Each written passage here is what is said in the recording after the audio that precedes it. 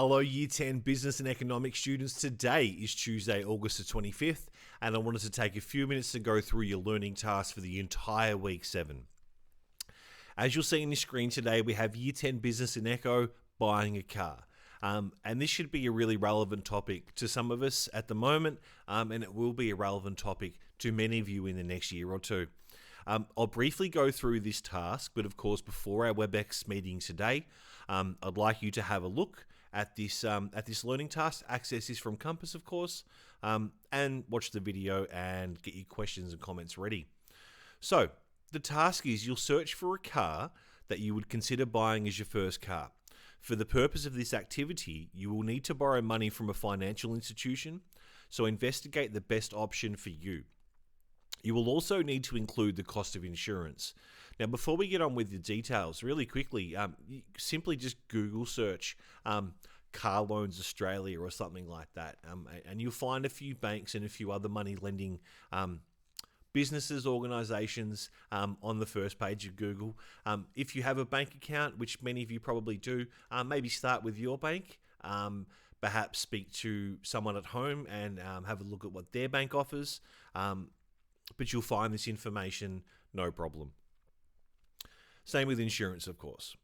Now, what will be required to be submitted as I spit it out? The first thing is details of the car. So using Redbook and or car sales, select the car you would buy. Now in a table format, all right, you see a table here, but you guys can make your own. List the following: the year of the manufacturer, make and model of the car, the current mileage, list any accessories that are on the cars or the car, the price of the car, as well as the transmission. Is it automatic or manual? And B, outline the reasons you have selected this car. Explain how the car fits your individual needs, what features attracted you to the car, and why you decided on this car. So that's number one. The second thing you'll need to do is consider the details of the finance. So you will be borrowing money for the car as stated before, and you should look to a financial institution for this. Remembering though, banks are not the only financial institutions around. If you're looking at buying a newer car, you can get finance directly through the dealership. Now, whether that's a better deal than perhaps most bank offers or not, you'll find that out yourself. So in the table below, compare each of these institutions based on their interest rate. Identify who they are and what they charge. So as you can easily compare each financial institution, expect to take a personal loan out for 48 months.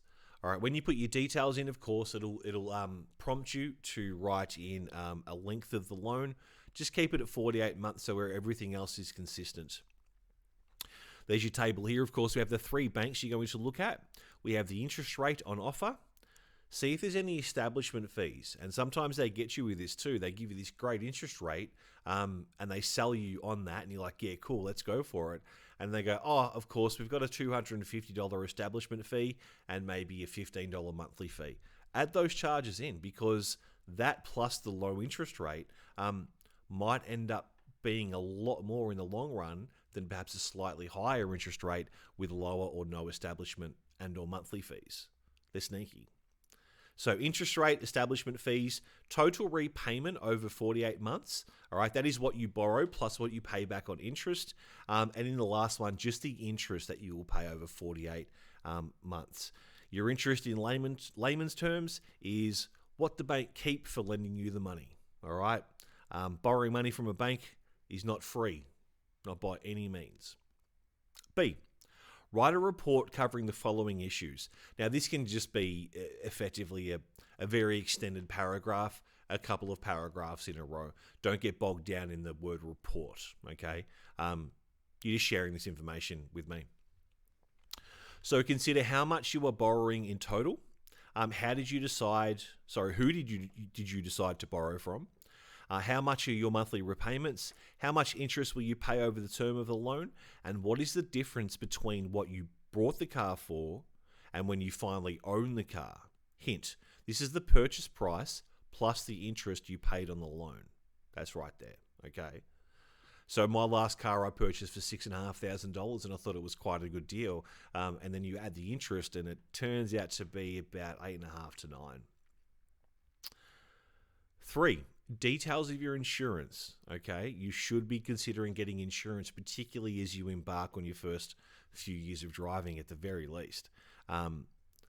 So read through these questions here. All right, I won't read through them now for the sake of time, because I'm sure you're sick of seeing me through YouTube.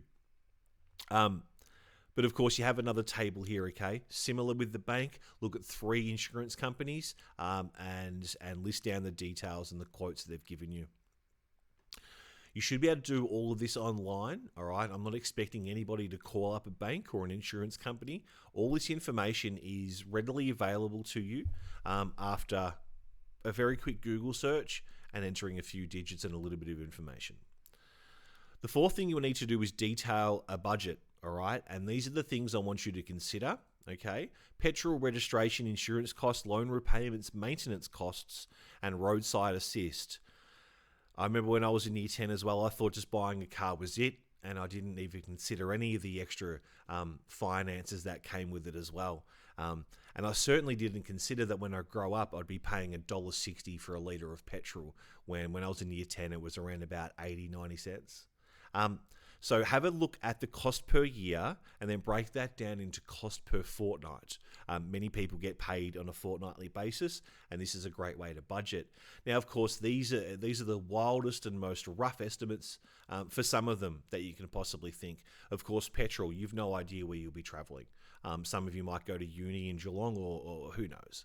But just give it a go. Safety.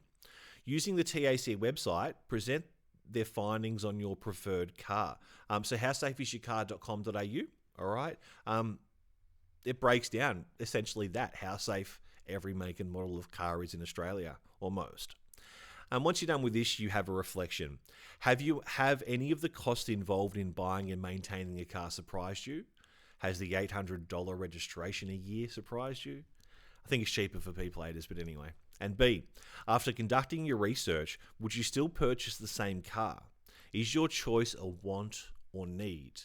Now, many of us would like to be riding around in a foreign little Rari or a Porsche or something like that, but that might be well and truly out of our means.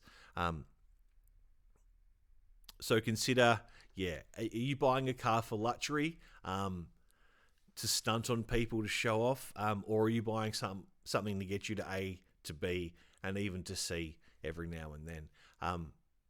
This would be a really good activity for you, quite relevant to your immediate and or your future, okay? So really consider these things. I'm going to stop speaking. I'm going to see you at WebEx at 11:10 today. Please make sure you access this document. It is just titled, under Learning Tasks, Buying a Car. Access this, watch the video. I'll see you all on WebEx soon. Take it easy.